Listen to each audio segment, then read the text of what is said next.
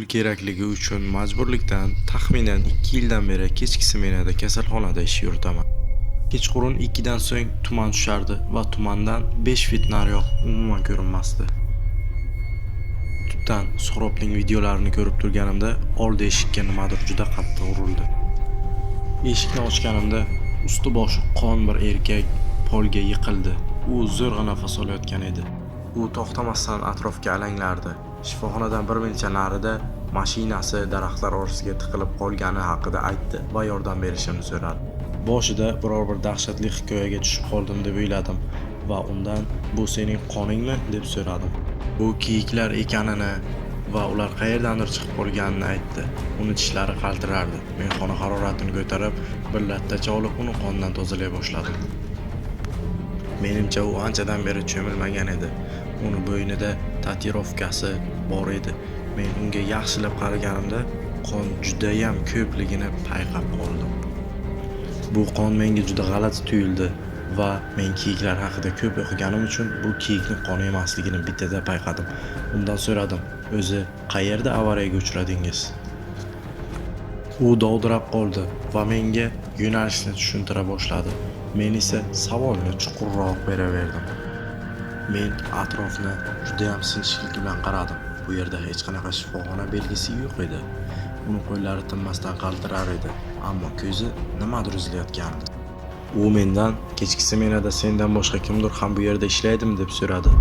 Bu savol meni hayajonlantirdi va "Ha, ikkita tungi shifokor shifoxona atrofida aylanib yuribdi" deb javob berdim. Men uni aldagan edim. Nimadir uni o'rnidan turishga majbur qildi va u mendan "Yuvinish xonasiga borsam bo'ladimi?" deb so'radi. Unga yuvinish xonasi qayerda ekanligini tushuntirdim. U esa chiqib ketdi. So'ng men eshikni ichkaridan qulflab oldim. Qachonki telefonni qo'limga olganimda qo'lim qaltirar edi va aloqa yo'q edi. Menimcha hammasiga bo'ron sababchi. Shunda men devordagi aloqadan foydalanishga qaror qildim. U ham ishlamayotgan edi. Bo'ron hammasini yo'q qilib tashlagan edi. Shunda tashqaridan oyoq ovozlarini eshitdim.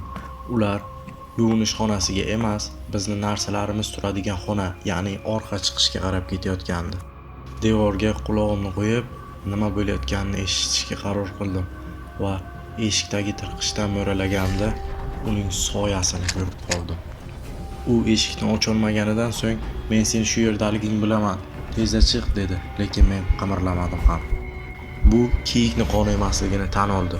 U bir qizga sevgi izhor qilganida qiz buni rad etib, badbashara maxluq ekanligini aytibdi va bu erkak u qizni tirik qoldirishni xohlamaganini va uni qanday qilib vahshiyona tarzda o'ldirganini aytib berdi. Juda ham qo'rqib ketgan edim, chunki bu la'nat telba bir dona rad etilgan javob uchun va shunchaki zerikkanidan bir odamni o'ldirib yuborgan edi. Men yo'q bo'lishini va politsiya chaqirganimni aytganimda, tabiiyki u kuldi va aloqa yo'qligini bilishini aytdi. U eshikni bemalol sindirishi mumkin edi, ammo shunchaki o'tirdi-da menga gapira boshladi. Hech kim yangi yilda yolg'iz qolishni xohlamasligini va bu erkak u qizga kompaniya, pul, mehribonlik taklif qilganini, ammo qiz unga tupurib, uni badbasharaligini aytganligini ta'kidladi va miyig'ida kulib qo'ydi. U eshikka suyanib, chuqur-chuqur nafas olardi. Men esa buni his qilardim. U aytishi bo'yicha shifoxonaga biroz qizib olish uchun kirganini aytdi va hozir qizni yoniga qaytib borar emish. Men qo'rqib ketganimdan og'zimni juda ham qattiq yopib oldim. Maqsadini aytishda davom etdi. Yaqinda qizni yoniga borib, uni o'ldiradi va qizni hamma shunchaki bahorda topishar edi. Atrof juda ham bo'ron edi, ammo uning ovozi baland va tiniq eshitilardi. U juda ham aqlli qotilga o'xshab ko'rinar edi. U rejalarini aytdi va meni javobimni ham eshitib o'tirmadi. Shunchaki o'z nafasini orasida miyig'ida qo'rqinchli kulib qo'ydi. Men uni maqsadini hech kimga aytolmasligimni bilar edi va shu sababdan menga sovg'a tashlab ketishini aytdi. Shunchaki joyidan turdi-da, koridor bo'ylab yura boshladi.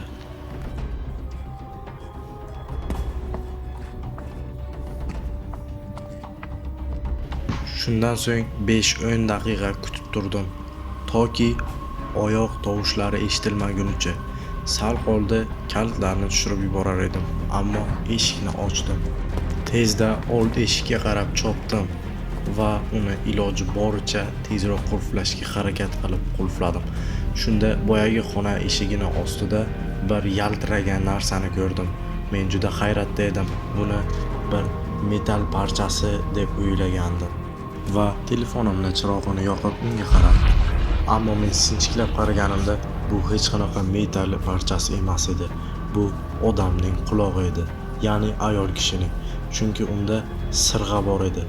O'ylab qarasam, u butun bir vaqt davomida shu odam parchasini o'z cho'ntagida saqlab kelgan. Qo'limdan kelgancha tezlik bilan oynalar va eshiklarni yopdim va shunchaki xonada o'tirib tong otishini kutdim. Quyoshning birinchi nurlari xonani yoritdi va men hamma gazetalardagi ma'lumotlarni ko'rib chiqdim. Politsiyachilar tanani topishdimikin deb o'ylab. U menda qurol yo'qligini va politsiyachilar bu yerga kelmasliklarini bilardi va har kecha meni kimdir kuzatayotgandek tuyulardi. Bu shunchaki mening hikoyam.